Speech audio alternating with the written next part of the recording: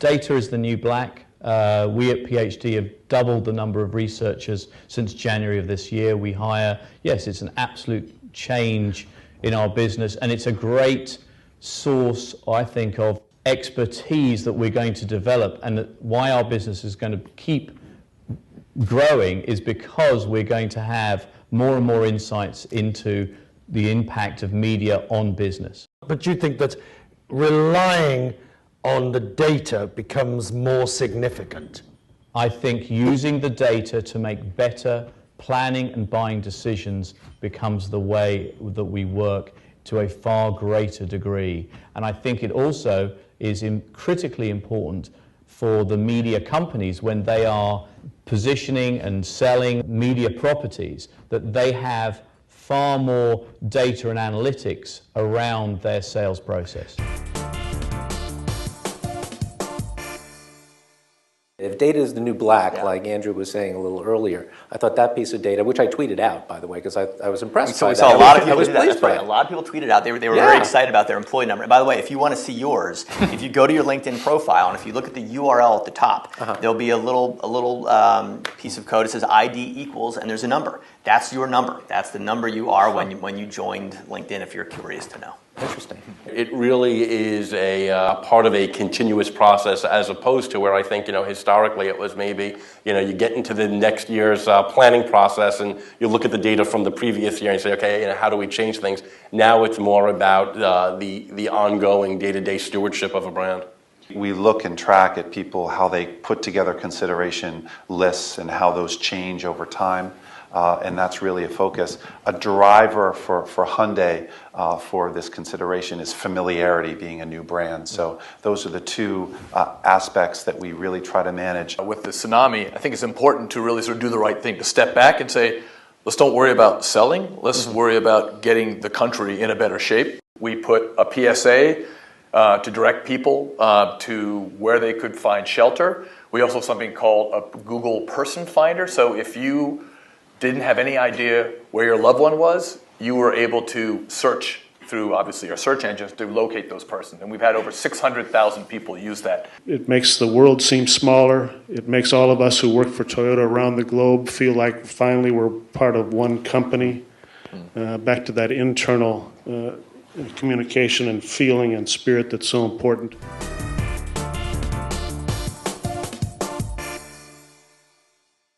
Now, as we go into all the initiatives, from a media perspective, I look at so many things kind of burgeoning together and intersecting, things I can do with my PR colleagues, things we're doing with internal comms, things we're putting into press release. I mean, all of a sudden, all of the worlds are coming together. The walls are breaking down for the client as well as for the agencies, because we want them to be having that same kind of collaboration. You have to be very clear if you're a quantitative company, if you're a qualitative company, how analytical, because in some companies you're really going to have the data help you sell that in. In others, that's not so important. So really understanding the culture of who's pushing back and what you have, I have found helps.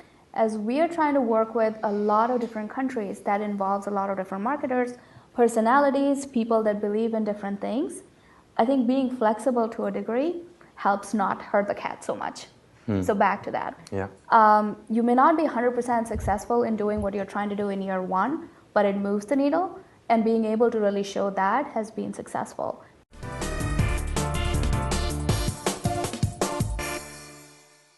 Humans are creatures of habit, as we all know. They latch on to a product or a service or a news program for whatever reason, comfort, convenience, cost, whatever it may be. And our job is to either reinforce that habit, right, or to change that habit. And as we all know, it is a nightmare for programmers and marketers and advertisers. I mean, how do you efficiently reach your audience and still make money at the same time? Well, don't get up, but I don't have the answer to that question, okay?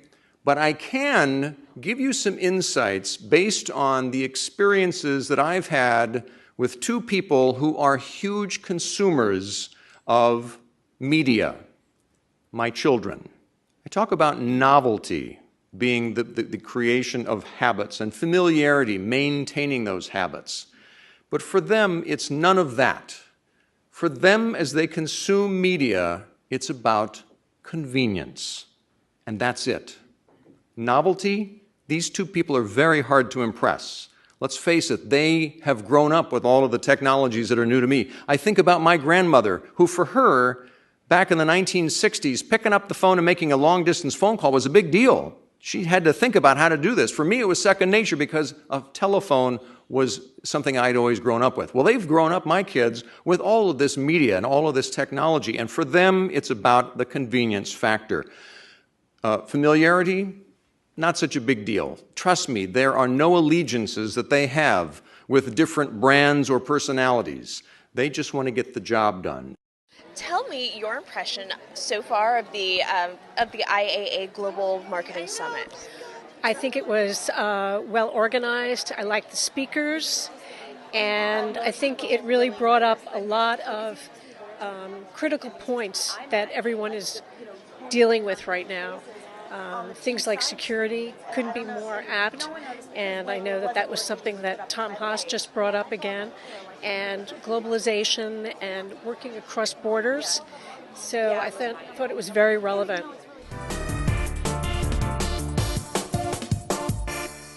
To talk about creativity for a second, Brazil and India today have perhaps some of the most awarded creativity in the world of advertising. But the truth about these markets is that, by and large, they're still very traditional when it comes to media. I was looking at, like I said, the South African number. There's 1% of South Africans using social networks. That's it. I mean, it's television, television, television. The debate and the collaboration and the research that we do to get those universal truths is enormous, and it takes a huge, huge amount of time to get the entire world to feel comfortable with a singular strategic vision for a brand. And that's an enormous amount of effort and an awful long time.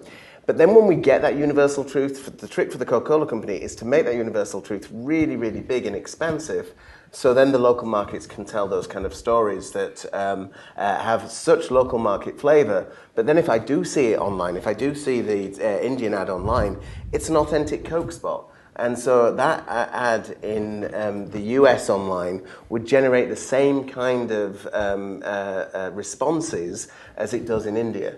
But it's right that it's got an Indian reference group, so that the brand feels as if it's got this benefit of being a global brand, but with huge local insight and relevance. Okay. And I think that's the point. I think a lot of companies were at that point where you're saying, okay, now can we take this idea? But that doesn't really give you that sense of what the true marketing message is, and you need to get above that. And then it's allowing and working with those regions to come up with the right solution. I mean, local partners and local teams is the secret for us. We need to be close to that audience to understand where that business is, and to also physically get over the construction challenges of building these things in some strange markets. So it's all about those relationships and those partners. Okay.